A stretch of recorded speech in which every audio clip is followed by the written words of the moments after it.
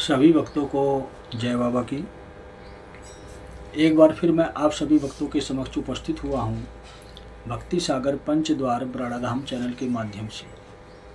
देखो, बहुत सारी जानकारी हमने आपको दी महाकुंभ से संबंधित और उज्जैन से संबंधित, लेकिन आज जो मैं आपसे बात करने जा रहा हूँ, आप ही लोग मुझे बताना इसमें कहाँ तक प्रशासन का फैसला सही है, कहाँ तक गलत है, और कहाँ तक मेरा फैसला सही है, कहाँ तक मेरा गलत है।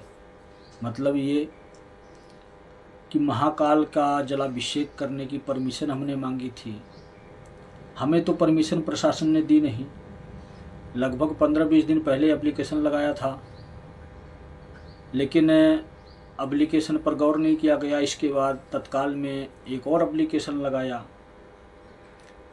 वो भी एप्लीकेशन निरस्त कर दिया गया कलेक्टर के द्वारा।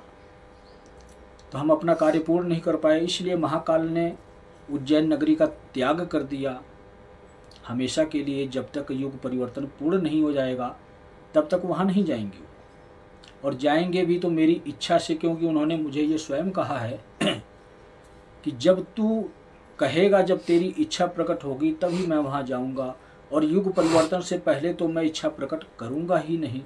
चाहे कुछ भी हो जाए दुनिया में, मुझे इससे नहीं मतलब, क्योंकि युग परिवर्तन करने के लिए स्वयं मैं आया हूँ। और मैं स्वयं गया था महाकाल का आशीर्वाद प्राप्त करने के लिए, रुद्र जलाभिषेक करने के लिए।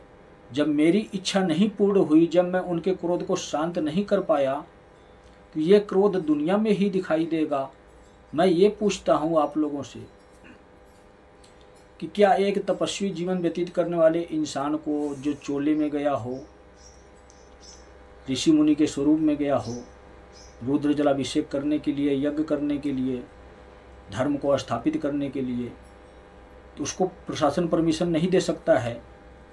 तो ये वीआईपी की व्यवस्था किसने की वहाँ पर? जो इंसान कभी कोई पूजा पाठ भक्ति ना करता हो, अगर करता हो तो तंत्र मंत्र की प्रक्रिया अपने जीवन में उपयोग करता हो, देवी देवताओं को मजबूर करके अपने जीवन को सुखी बनाता हो। एक तपस्वी के लिए मंदिर में प्रवेश वर्जित है, महाकाल को स्पर्श करना वर्जित है, लेकिन एक किसी अभिनेता के बेटे को, नेता मंत्री के बेटे को, किसी भी प्रशासन के कर्मचारी को वहाँ पे प्रवेश दिया जाता है और वीआईपी दर्शन भी करवाया जाता है। ये उचित है या किसी साधु सन्यासी को प्रवेश ना दिया जाए, ये उचित है? अगर मैं कह रहा हूँ कि मैं स्पेशल इस कार्य के लिए आया हूँ, युग परिवर्तन से संबंधित कार्य के लिए आया हूँ, दुनिया की सुरक्षा करने के लिए आया हूँ, तो ऐसे इंसान को 5 मिनट की परमिशन प्रशासन नहीं दे सकता है। और आधा घंटा 1 घंटे के लिए किसी भी नेता मंत्री के बेटे को परमिशन दिया जाता है।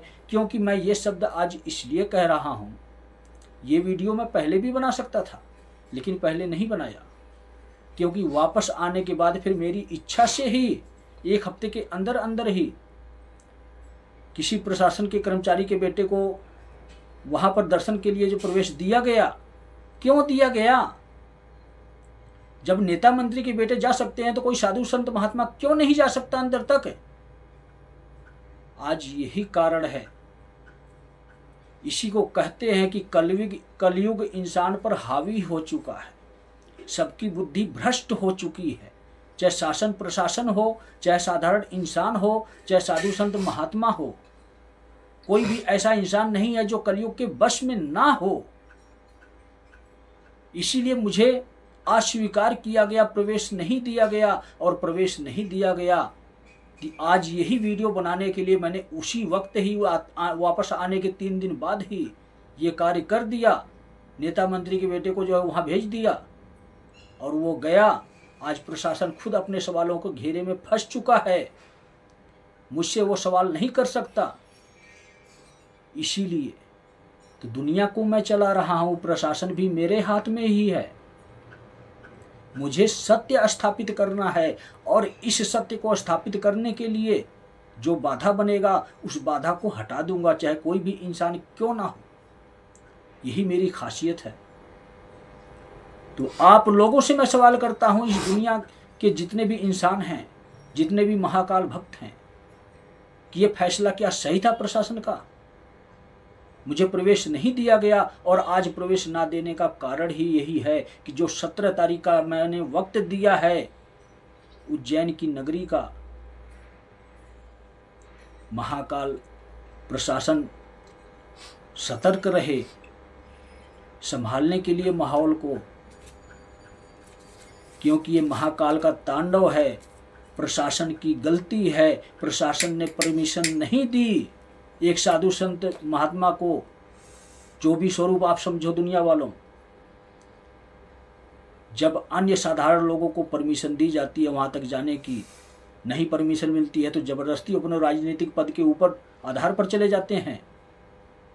तो क्या एक साधारण इंसान को जो महाकाल भक्त हो, जो अपना प्रूफ देता हो, सबूत देता हो कि मैं कौन हूं, क्या करने के लिए आया हूं, हर प्रकार से आपको समझाने की कोशिश करता हो, लेकिन उसकी बातों को नकार दिया जाता है, तो अब यही होगा, महाकाल का तांडव ही होगा। अब आप लोग देखो महाकाल ने क्या फैसला लिया है। सजा तो हर किसी को बराबर मिलती है, तो सजा तो निर्धारित हो चुकी है। 17 सितंबर से शुरू होगा और 19 सितंबर तक चलेगा। 20 सितंबर को हिसाब किताब बनाऊंगा, 21 को रिजल्ट मिलेगा भारत सरकार में। क्या होगा अब इस भारत सरकार का? तो सभी भक्तों को जय बाबा की।